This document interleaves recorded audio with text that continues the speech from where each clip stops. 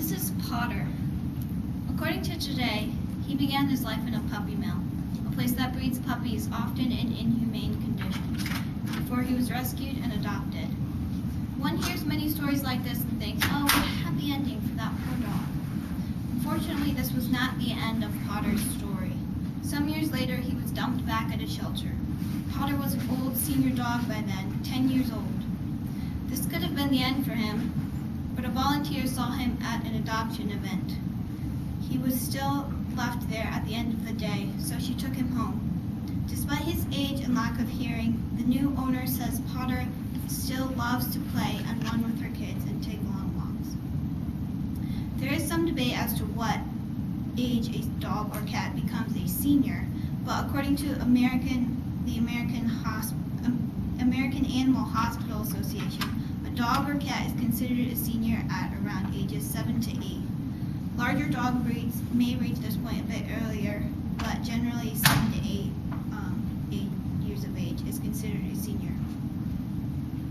Animals are something that are very dear to me, especially senior animals. A year ago this past September, I had to say goodbye to my cats, Jake and Pokey. Both were upwards of 15 years old.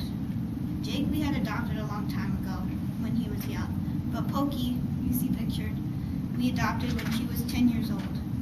There were concerns that she would not adapt to a new home at this stage in her life.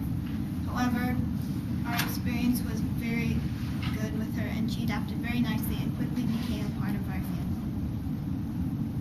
Today I'll talk about the problem that senior pets are often overlooked for adoption and the many causes of this problem, and then finally the solution that what we can do to help these senior pets.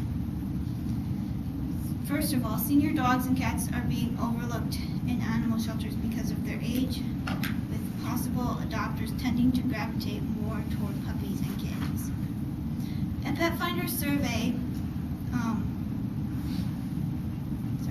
Pet Finder is a shelter database that is composed of over 13,000 animal shelters across the nation. Their main goal is to provide an easy way for people to find their perfect pet to adopt. They conducted a survey of the shelters on their database, and they found that 28% of the time, shelters said that senior pets were the hardest animals to find a home for. They also found that these senior animals tend to sit in shelters as much as 4 times longer than other more adaptable pets, which can often be more than 2 years in a shelter. This is a survey conducted of a Chicago animal shelter.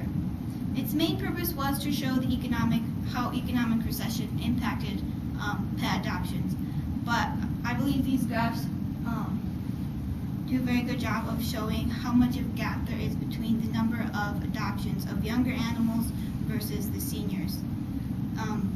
The line on the bottom of each graph is the number of senior pets, one for dogs and one for cats, that were adopted in those years at this animal shelter. As you can see, there's quite a big difference between the number of adoptions of senior pets versus younger animals. To me, this is very sad, and it made me wonder, why do people tend to avoid senior pets like this? When adopting pets, people tend to have misconceptions about them. They tend to think that they will have more behavioral issues than if they were to adopt a younger animal, or they will not be able to adapt more easily to new environments. However, I have found that older animals, since they are fully matured, there is actually lower risk of behavioral issues. And the reason that people believe behavior is a problem is because Jennifer Kwan and Melissa Bain of the Journal of Applied Animal Welfare Science did a study and found that 69% of the time people gave up their dogs due to a behavioral issue that they did not foresee when they adopted them when they were younger. And so adopting an older animal, when you adopt an older animal, what you see is what you get, because they are fully matured in their emotional and behavioral puppies, and so it's easier to find an animal that will more suit your lifestyle.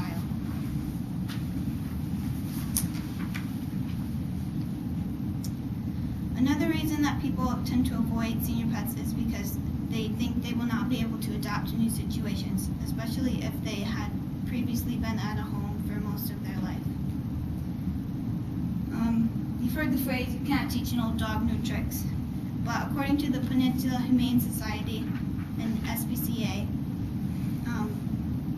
senior dogs and cats are very adaptable to new situations. For dogs, the Peninsula Humane Society says that they tend to have longer attention spans than puppies and younger dogs, which makes them more trainable to what you need them to do, and they easily recognize their trainers more.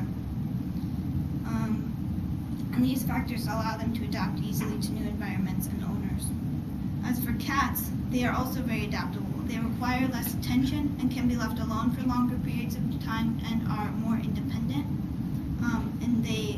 which allows them to find their way around a new place more easily, which helps them to adapt. How can we solve this problem? I don't know. In the future, you may look to adopt a dog or a cat. You can support organizations like the ones listed here, and instead of running toward that puppy or kitten the next time you think about adopting, take a look at the seniors who need your love just as much. Old Friend Senior Dog Sanctuary is a dog sanctuary in Tennessee that is dedicated to rescuing senior dogs from animal shelters, particularly those who have health problems and are at high risk of being euthanized. They work to give dogs a home so they can be loved and live the rest of their life in comfort. Frankie's Feline Fund works specifically for senior cats who also need a home. The organization originated with Frankie, you can see pictured. He was 8 years old, diabetic, and had a date on which he was going to be euthanized. The founder, Bunny Hofberg, learned about Frankie and decided to rescue him. Bunny dedicated this fund in his name and seeks to rescue senior cats similar to Frankie and give them a home. And the final organization is Gray Muzzle's organization. Their mission is to improve the lives of at-risk senior dogs who are at risk of being euthanized in shelters. And they provide funding for animal shelters across the nation and sanctuaries and rescue organizations so that they can more easily take care of these dogs instead of having to euthanize them because of space issues or lack of funding. When I visit a shelter, my instinct is to go straight for that adorable little kitten or puppy. But when you find yourself wanting to adopt a pet, take a moment and think about the pets like Potter, Frankie, or Pokey, who may be getting on in years, but they have so much more to offer if you